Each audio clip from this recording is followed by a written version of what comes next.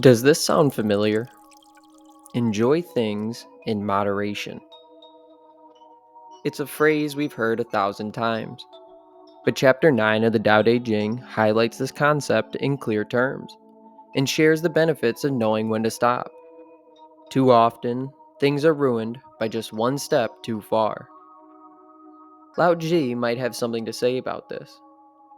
So go ahead, go get yourself something nice to drink, find a quiet spot to sit, and let's dive into Chapter 9.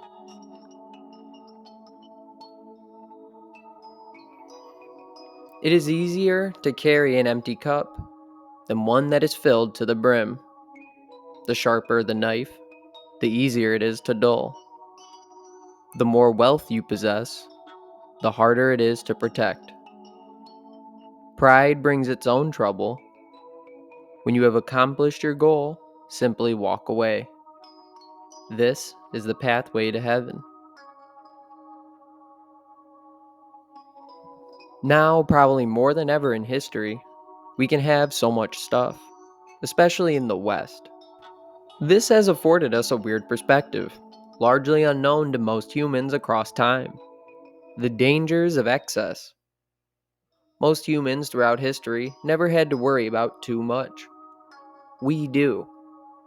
Our instant gratification, mixed with on demand services, make it easy to overindulge and instantly in food, drink, drugs, sex, you name it. But these vices aren't new, even if their availability is. Excess has been warned against since ancient times, as we see here in Chapter 9. Even Christian teachings echo this message. Not because moderation is nice, but because excess, whether in pride, wealth, or even self improvement, can distort the soul. Not everything needs to be filled to the brim. So, why stop short of a full brim when filling your cup? Simply put, to avoid the spilling over and the mess you make. But we know Lao Tzu isn't talking about literal tea. This is a metaphor. Knowing your limit might be a better reason to stop short of the brim. And even that doesn't fully capture the message. Sometimes it's best to leave the cup empty, to not engage at all. Knowing your limits, knowing when to engage, knowing when not to. Lao Tzu reminds us in Chapter 9 that this is part of the sage's heavenly path. One must know when to stop filling, and one must know when one has enough. Just like a cup that's too full loses its usefulness, it may even become a hindrance. A blade over sharpened will crack and become brittle. Of course, to drink from a cup or to make a clean cut, you have to fill the cup and sharpen the blade. But the point here is to literally know when to stop, regardless of what it is. The cup and the blade are simple, real-life examples, at least in warring states China, that illustrates our human urge to go too far. The overflowing cup isn't just messy, it's useless. The oversharpened blade becomes fragile. Lao Tzu knew that form follows function, and function requires balance.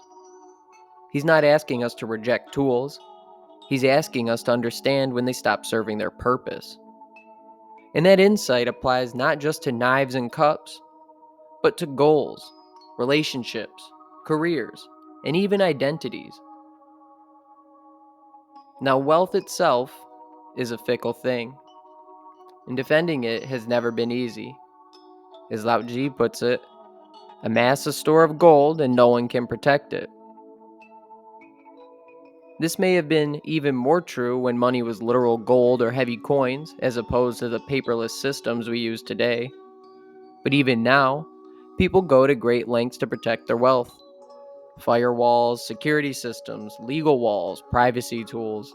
They've replaced guards, but the role remained the same. And why? Because there's too much. It simply can't be watched over day in and day out. The richer someone becomes, the more they worry, about theft, lawsuits, jealousy, even reputation. Too many people want a peace, and whether or not it's tangible, that's still true today. Maybe the issue isn't having wealth. Maybe it's trying to hold on to it at all. And that raises a deeper question. Do you have the discipline to be wealthy? Can you share it? Can you let some of it go? In Taoism, the problem isn't abundance, it's clinging. And once you start needing to defend what you have, the freedom it offered is already gone. And almost to show what's most dangerous, even more than gold, Lao Tzu ends on pride. Pride could be the perfect example of excess identity, excess self-love. Pride is excess turned inward. It's when we over-identify with ourselves, love our own accomplishments so much that we start to believe we are those accomplishments. Pride creates its own problems. It blocks us from seeing clearly. It pushes us past the finish line, not because the race isn't done, but because we still want the spotlight.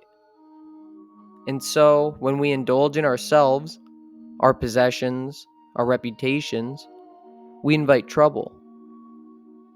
When we ignore the signs around us, when we don't know our place, we invite disaster. Now, one should have pride.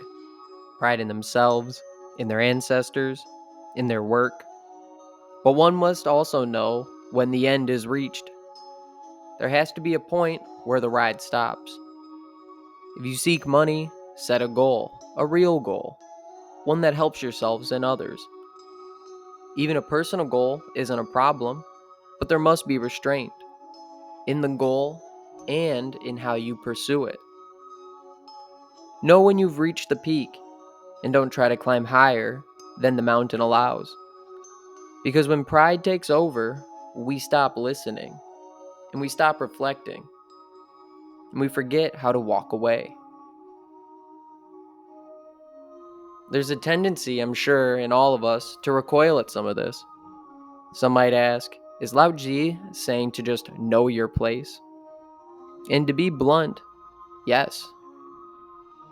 But not in the rigid, top-down way you might expect.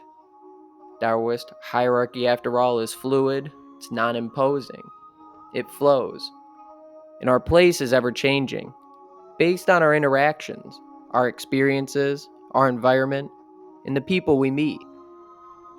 Your place isn't fixed, it shifts with your role, your maturity, your season of life. And you may start the day a prince and end it a pauper. And at both times, you should show respect for your surroundings.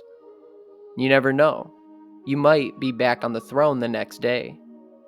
So be responsive to the moment, not trapped in ego. That's not submission, it's grace. And this is called the path to heaven because it's about living in accordance with need, like the heavens and the earth themselves. It's about acting without pride in your achievements. It's about striving just far enough to uplift without creating resentment. The sky doesn't boast. The rivers don't overflow just to prove they exist. They move with purpose, and then they stop. The sage acts with the mandate of the world, and when they do, the work gets done effortlessly. The people feel peace, and no one notices how hard it was because it wasn't forced. If you take nothing else from chapter 9, take this. You don't have to go past the point of fullness to succeed. There's dignity in restraint, wisdom in enough, and beauty in knowing when to stop. So maybe ask yourself, have I sharpened the blade enough? Has the cup been filled? Is it time to walk away? So I hope the path to heaven seems a little clearer to you now. And I hope the cup of tea you had earlier was filled just right. and I hope to see you in Chapter 10. Peace.